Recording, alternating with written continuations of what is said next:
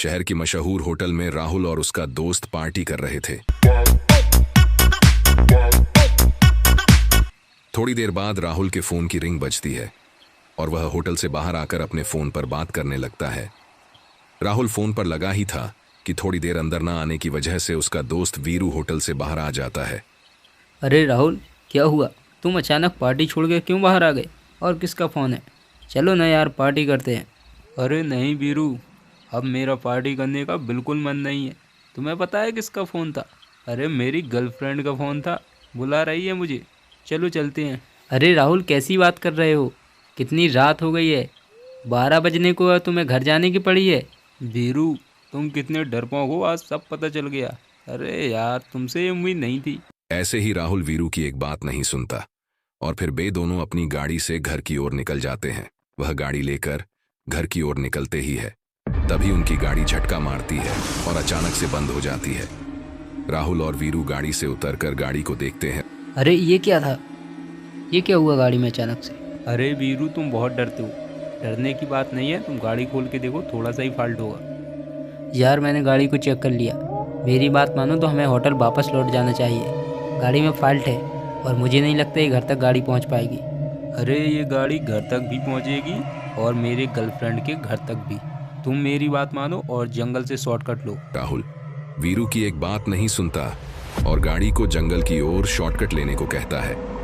वीरू राहुल की बात मानकर जंगल की ओर गाड़ी घुमा देता है। अमावस की काली रात सारे जंगल को अपने अंधेरे में डुबो रही थी। राहुल और वीरू जंगल में कुछ दूर चले ही थे तभी उन्हें कुछ आवाज आती है। आवाज इतनी डरावनी थी कि वीरू आवाज को सुनना नहीं चाहता था और वह गाड़ी को तेज चलाने लगता है। वीरू गाड़ी तो तेज चलाता है पर वे रास्ता भटक जाते हैं क्योंकि राहुल को भी जंगल का रास्ता पता नहीं था। जंगल के उसे रास्ते पर कोई भी पशु पक्षी इंसान नहीं जाया करते थे। जिस रास्ते पर राहुल और वीरू आ चुके थे, इंसानों की खुशबू जंगल में ऐसे फैल चुकी थी जैसे कोई मनुष्य इत्र लगाए घूम रहा हो। खुशबू से जंगल में रह रही सालों पुरानी आत्मा खींची चली आती है और वह राहुल वीरू का पीछा करने लगती है। रात के 12 बज रहे थे और आगे चलकर अचानक उनकी गाड़ी खराब हो जाती है। वे गाड़ी से बाहर निकलते हैं और गाड़ी को चेक करने लगते हैं। देखो, हो गई ना बंद गाड़ी। मैंने बोला था तुम्हें, ये गाड़ी घर तक नहीं पहुंच पाएगी, इसमें फॉल्ट है, पर तुमने मेरी एक नहीं मानी। अब क्या करेंगे इस सुनसान रोड पर? अरे क्या वीरू, तुम हर बार डरपोक जैसी बात करते हो। अरे सुनसान रोड है तो क्या हुआ, तुम गाड़ी सुधारो।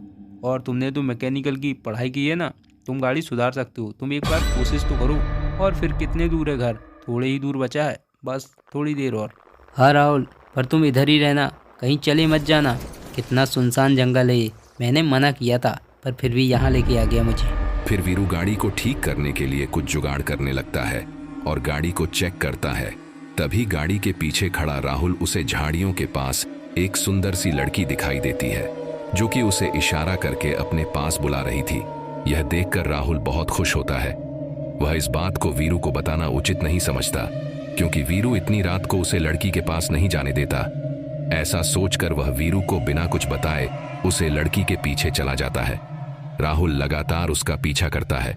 लड़की अमावस के अंधेरे और जंगल की गहराइयों में आगे बढ़ती जाती और नशे में धुत राहुल भी उसका पीछा लगातार करता रहता है।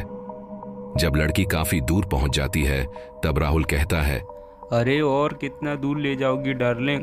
अरे रुको तो। अरे सुनो ना, अरे यहाँ हमें कोई नहीं देख रहा है, सुनो ना। यह सुनकर लड़की अगले ही पल रुक जाती है। ओहो, इतना जंगल के अंदर लाने की क्या जरूरत थी? अरे पूरे जंगल में अंधेरा ही अंधेरा पड़ा है, कोई नहीं देख रहा था मैं। अब उधर क्यों खड़ी हो, मेरे पास आओ ना। और फिर लड़की जैसे ही पलट कर देखती है, राहुल के होश उड़ जाते हैं क्योंकि वह लड़की कोई और नहीं बल्कि भटकती हुई चुड़ैल थी जो जंगल में आए हुए इंसानों को मार कर खा जाती थी। यह देखकर राहुल के पैरों तले जमीन खिसक जाती है और वह कांपने लगता है।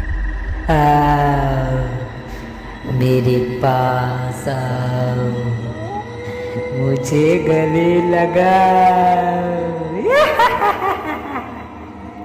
भूत भूत, मुझे छोड़ दो भूत। चुड़ैल राहुल को अपना खाना बनाती। उससे पहले राहुल वहां से भाग खड़ा होता है। राहुल अपनी पूरी जान लगाकर तेज दौड़ता है और चुड़ैल भी उसके पीछे पड़ जाती है। राहुल जैसे तैसे अपनी जान बचाकर वीरू के पास पहुंचने ही वाला था, तभी उसके सामने अचानक से वह चुड़ैल आ जाती है। राहुल डर के मारे जमीन पर गिर पड़ता है। राहुल वीरू को आवाज लगाता उससे पहले वह चुड़ैल उसको मार डालती और उसकी लाश को भी अपने साथ घसीटते हुए जंगल में ले जाती है। थोड़ी देर की कोशिश के बाद वीरू गाड़ी को ठीक कर लेता है। उफ, आखिरकार गाड़ी ठीक हो ही गई। राहुल, राहुल चलो चलते हैं, ठीक हो गई गाड़ी। अरे ये राहुल कहाँ गया? राहुल, राहुल कहाँ हो तुम? अरे यार मुझे डर लग रहा है, कहाँ हो तुम? सामने आओ। ऐसा कहकर वीरू राहुल को ढूंढने लगता है और उसे वीरू कहीं दिखाई नहीं देता। फिर वह अपने दोस्त को ढूंढने के लिए इधर उधर जंगल में जाता है, पर उसे राहुल का कहीं कुछ पता नहीं चलता। और जैसे ही वह जंगल के थोड़ी अंदर जाता, उसे वह जगह मिल जाती है जहां पर राहुल का खून पड़ा हुआ था। खून को देख वीरू तुरंत ही समझ जाता है कि यह खून किसी और का नहीं बल्कि उसके दोस्त राहुल का है। Rahul, Rahul, mummy, mummy.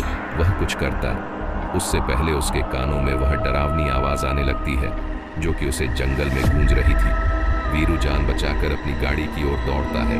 तभी चुड़ैल दौड़ते हुए वीरू देख लेती है और उसका खून पीने के लिए उसके पीछे लग जाती है।